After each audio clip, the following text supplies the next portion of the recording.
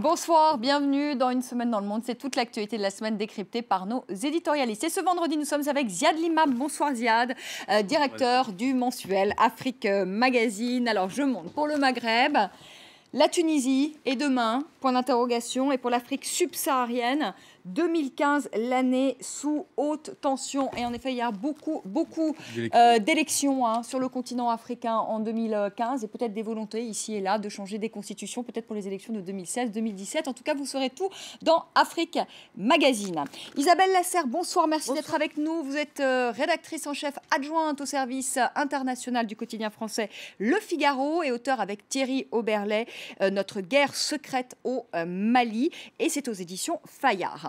Avec nous, Nicolas Vado, bonsoir. Merci d'être avec nous. C'est votre première chez nous. Vous êtes dessinateur pour Le Vif, L'Express. Vous travaillez également pour des journaux belges. D'ailleurs, vous nous faites le plaisir de venir de Bruxelles ce soir. Et vous êtes vice-président par ailleurs de Cartooning for Peace, que l'on connaît très bien, on le rappelle à nos téléspectateurs, qui a été fondée par Kofi Annan et par Plantu. C'est une organisation qui réunit une centaine donc, de caricaturistes, de dessinateurs à travers le monde et qui lutte pour la liberté d'expression. Stéphane Simmons, bonsoir. Et vous êtes correspondant à Paris pour Der Spiegel Online. Bonsoir Vanessa. Alors que le Parlement français votait mardi une résolution non contraignante qui reconnaît l'État de Palestine, le Premier ministre israélien, lui, s'est séparé de deux ministres centristes. Et dans le même temps, eh bien, il a annoncé la tenue d'élections législatives anticipées. Ce scrutin aura lieu le 17 mars. On écoute tout de suite Benyamin Netanyahou. Ces élections vont tourner autour d'une seule question. Qui va diriger le pays pour faire face aux immenses défis qui attendent Israël? La sécurité, l'économie et les questions territoriales. Isabelle Lasserre, il prend un risque, Benyamin Netanyahou, avec ce scrutin, ou est-ce qu'il est assuré de l'emporter, le Premier ministre israélien? Il prend un risque parce que, visiblement, la décision de dissoudre le Parlement et de convoquer des élections anticipées n'est pas très populaire en Israël. Il prend un risque parce que le pays vit une situation de tension à la fois diplomatique et sécuritaire en ce moment, et c'est pas très simple. Et il prend un risque, enfin, parce qu'on risque de se retrouver avec un gouvernement très à droite, avec l'entrée de la droite ultra-orthodoxe au sein du gouvernement, ce qui risque de polariser encore les différentes tendances politiques en Israël. Et ce qui n'est pas, Ziad Limam, évidemment, une bonne nouvelle pour la paix. Si en tout cas ce scénario que vient de dépeindre Isabelle Lasserre a lieu, c'est-à-dire un gouvernement encore plus à droite que ce qu'il n'est aujourd'hui, ça va être difficile pour des négociations de paix. De toute façon, c'est déjà difficile. Donc après, c'est une question de degré dans l'impossibilité ou la difficulté. Je pense qu'aucun des voisins d'Israël ou aucun des acteurs palestiniens ne s'attend à quoi que ce soit pour ces élections.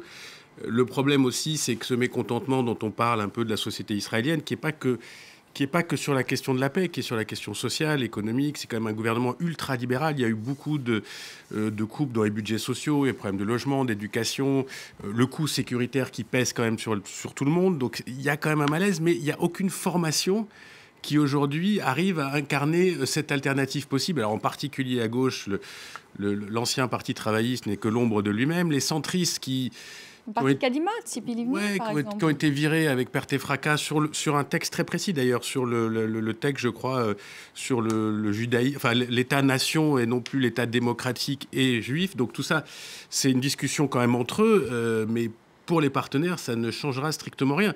Et moi, je pense aussi qu'il y a un problème d'usure de Benyamin Netanyahou. Ça fait quand même un certain nombre d'années qu'il est là. C'est un coup assez fréquent, hein, l'élection, juste avant l'élection, un an ou deux avant, pour se redonner. Mais en même temps, que ça soit sur le social, que ça soit sur l'économique, sur le politique, sur la sécurité, il ne donne pas grand-chose de nouveau. Et on sent une société qui est très fermée. Alors là où il y a le risque, c'est peut-être l'élection, le coup électoral de trop, c'est peut-être quelque chose qui fera bouger les lignes à l'intérieur d'Israël. Mais personne n'en sait rien. Stéphane Simmons, vous pensez que les lignes vont bouger à l'intérieur d'Israël ou qu'il va être reconduit? D'ailleurs, c'est ce que disent aujourd'hui les sondages quand même. C'est qu'il pourrait être reconduit. Je pense qu'il faut craindre qu'il sera reconduit avec encore, comme disait Isabelle, avec encore un renfort pour l'ultra-droite et pour les religieux qui donc vont changer la face de l'Israël. Et Liman Ziad le disait à l'instant, on va se retrouver avec un État qui jusque-là qui se définit par être un État juif, d'accord, mais qui va se reconcentrer sur la religion. On va avoir un État religion comme l'aspirent les voisins d'Israël, comme ça sera des autres côtés un des États islamiques. Là, on va se retrouver avec un État israélien juif qui va exclure de définition une partie de sa population. Est-ce que vous avez des dessins à nous montrer, Nicolas Vado? J'en ai plein et c'est très amusant d'entendre ce que les interlocuteurs disent là, parce que on s'aperçoit que souvent les dessinateurs de presse sont une sorte de réceptacle du sentiment collectif. Et là, j'ai des dessins qui sont parus cette semaine dans la presse israélienne et qui disent exactement ce que mes trois interlocuteurs viennent de dire. On a par exemple ce dessin-ci de Morad qui travaille pour Yediot Aharonot, donc ça se lit de droite à gauche. Et donc sur la voiture, il y a écrit 33e gouvernement israélien. L'ouvrier qui dit « un modèle 2013, c'est pas du gaspillage » et Bibi Netanyahou qui dit « bien à foutre, il y aura toujours assez de connards pour permettre de m'offrir un modèle neuf ». Et donc c'est tout à fait ce que vous disiez. Et par exemple, ce dessin aussi de Sheikh Sharka qui montre que les Israéliens vont aux urnes de manière complètement désabusée. Et puis ce dessin de Fink, on a demandé à Fink ce que ça voulait dire, ce qui avait marqué sur le papier toilette. Ce sont tous les partis politiques israéliens. Ça veut dire qu'on voit où vont finir ces partis politique israélien. Mais il n'y a pas que les Israéliens qui dessinent dessus, il y a aussi les Palestiniens. Vous savez, dans Cartooning, on a des Palestiniens et des Israéliens. Et par exemple, vous avez Khalil Abou Arafé qui a fait ce dessin-là. Alors, on lui a téléphoné tout à l'heure pour savoir s'il y avait une signification dans les couleurs. Vous avez du bleu d'un côté et du violet de l'autre, parce que je pensais que le violet, c'était les partis religieux. Il m'a dit non, c'est juste pour montrer que la société israélienne est complètement désabusée et le gouvernement encore plus. Et je vais prendre un dernier dessin qui, lui, n'est pas de là-bas, mais qui est d'Europe, qui est de Belgique, qui est de mon collègue Pierre Kroll.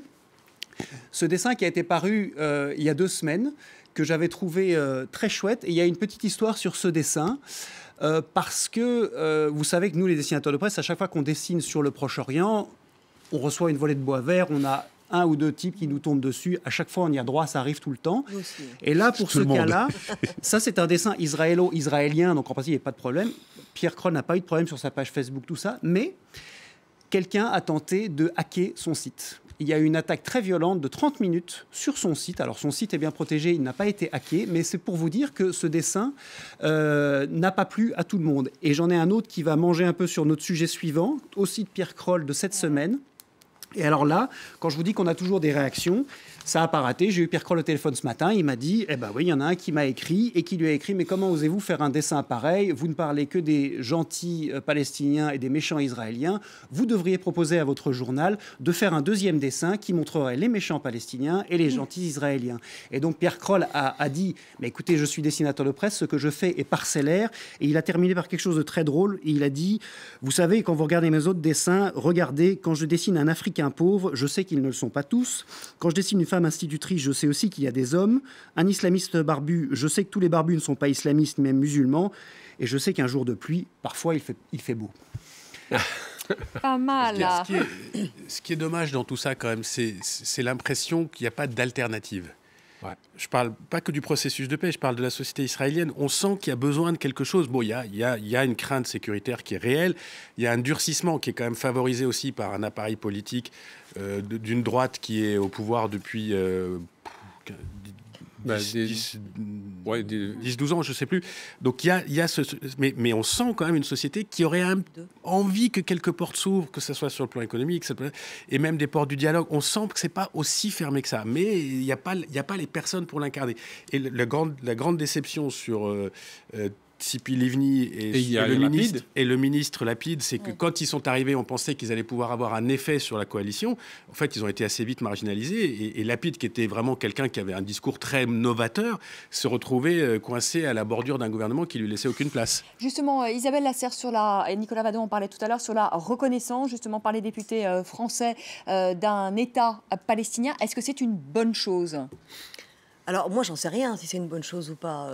Mais est-ce que vous pensez que ça peut aller dans le sens justement de la paix, et comme le dit Laurent Fabius, c'est bien de ramener tout le monde à la table des négociations et parvenir à un règlement du conflit dans 2 ans? Sinon, on se sert de ça comme finalement de chantage à Israël. Si vous ne revenez pas à la table des négociations, eh bien la France, au final, reconnaîtra l'État palestinien. Il y a des arguments pour et des arguments contre. D'abord, il faut rappeler que cette résolution qui a été votée au Parlement n'a aucune valeur contraignante, et que c'est juste un signal envoyé au gouvernement et aussi au reste du monde, la France étant membre du Conseil de sécurité des Nations Unies, etc.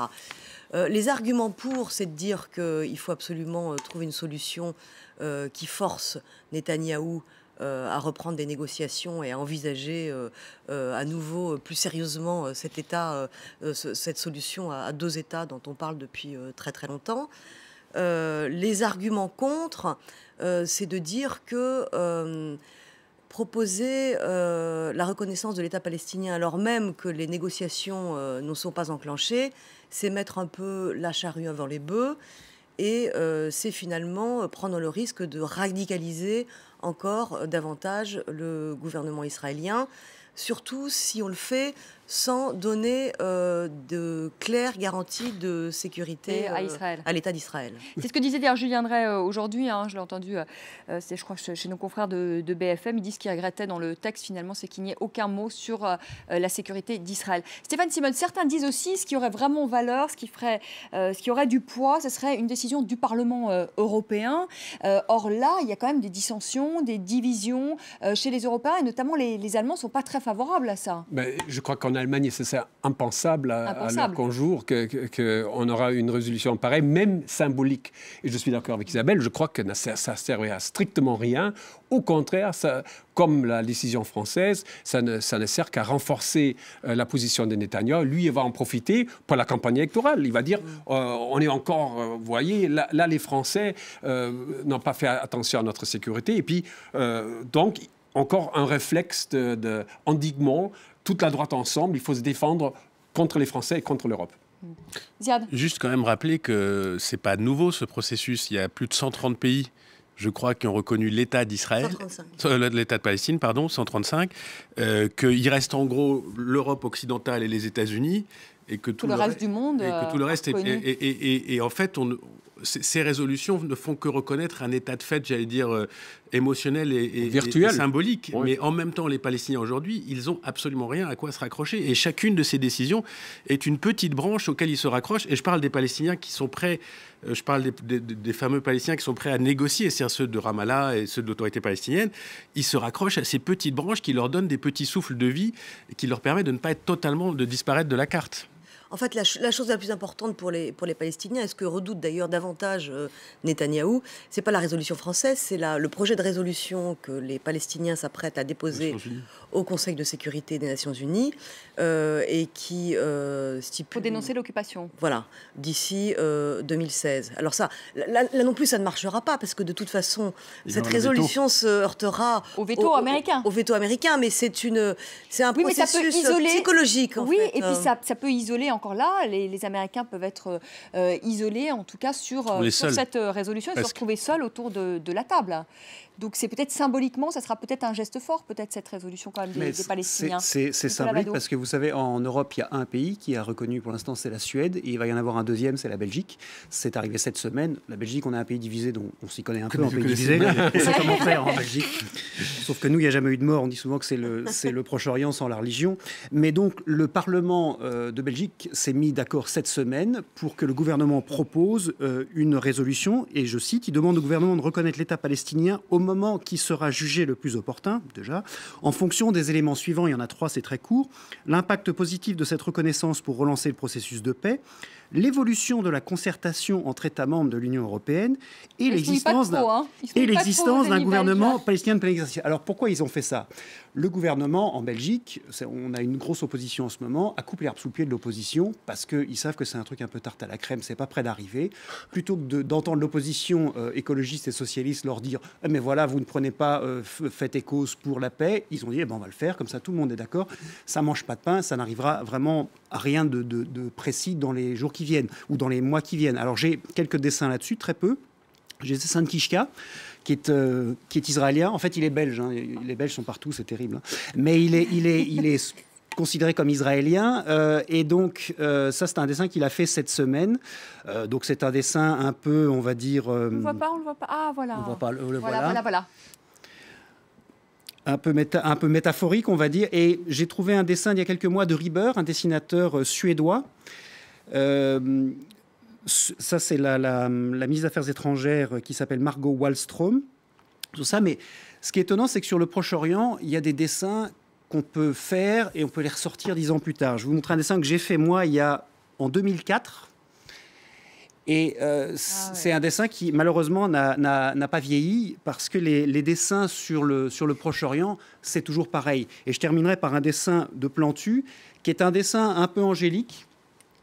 Mais c'est à ça qu'on sert aussi, nous, les dessinateurs de presse. C'est-à-dire que le dessin, c'est quelque chose qui est lié à l'enfance.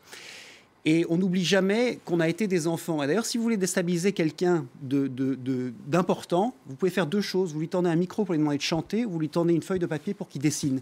Parce qu'il va perdre toute la carapace qui s'est créée dans sa vie adulte. Et c'est à ça aussi que sert le dessinateur, à rappeler aux gens qu'ils ont été des enfants. Donc des dessins comme ça qui sont un peu, on va dire, légers comme ça, ont quand même plus de fond qu'on ne pourrait le croire. Ziad, vous chantez Alors moi je serais foutu sur les 2 cas. Je ne sais pas dessiner, je ne sais pas chanter. Non, allez, un dessin. Incapable de faire. Je voudrais qu'on dise quand même un mot, si vous voulez bien, de cette sordide histoire, quand même, ce couple donc, de confession juive qui a été agressé à Créteil. Ils ont été séquestrés dans leur appartement. La jeune femme a été violée. On dit à nos téléspectateurs quand même qu'en France, les actes antisémites ont été multipliés par 2 depuis le début de l'année. Ziad Limam, comment expliquer cette montée justement de l'antisémitisme ? Je n'en ai aucune idée. Je ne sais pas. Je me méfie beaucoup de l'importation, de la théorie de l'importation du conflit. Ouais. Je pense que dans une société en crise, il y a des radicalisations. Je pense que ces radicalisations viennent sur un terreau il faut le dire. Hein. Il y a de l'antisémitisme en France. C'est pas nouveau, c'est ancien. Il y a aussi un mélange entre la voyoucratie et l'antisémitisme. C'est-à-dire qu'il y a des gosses qui sont visiblement des voyous, qui s'accrochent, qui s'arriment à l'antisémitisme pour donner un espèce de discours surréaliste à leur action et qui basculent dans la violence. Voilà, je trouve que c'est consternant. Je trouve que l'État doit faire sa part des choses, la police doit faire la part des choses, les médias doivent faire leur part des choses. L'antisémitisme, c'est un cancer des sociétés. Et je ne veux pas rentrer dans la banalité absolue qui consiste à dire comme l'islamophobie, comme le racisme anti-noir ou le racisme anti-chinois, etc. J'en sais rien, mais je trouve juste que c'est malheureux et que c'est dans la réalité du monde dans lequel on vit. Isabelle Lasserre. Moi, je crois qu'il y a aussi une autre raison, c'est Internet et la circulation absolument extrêmement rapide de toute la propagande antisémite à travers des sites comme ceux de Dieudonné ou simplement à travers de la propagande de l'État islamique absolument partout. Et ça alimente systématiquement cette radicalisation.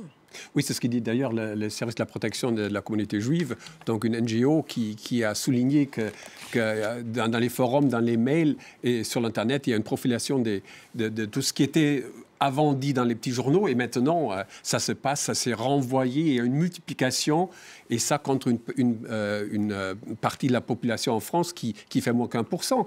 Oui, et Internet a fait sauter le tabou. Oui, voilà. Un dessin, Nicolas Vado, un seul. Il n'y a pas beaucoup. J'ai fait un dessin au moment de la tuerie au musée juif à Bruxelles. Et parce que, bizarrement, quand il y a eu cette tuerie, on n'a pas eu de grande montée d'antisémitisme en Belgique. Donc je pense que la spécificité française... C'était un Français, hein. C'est peut-être... Oui, c'était un Français déjà.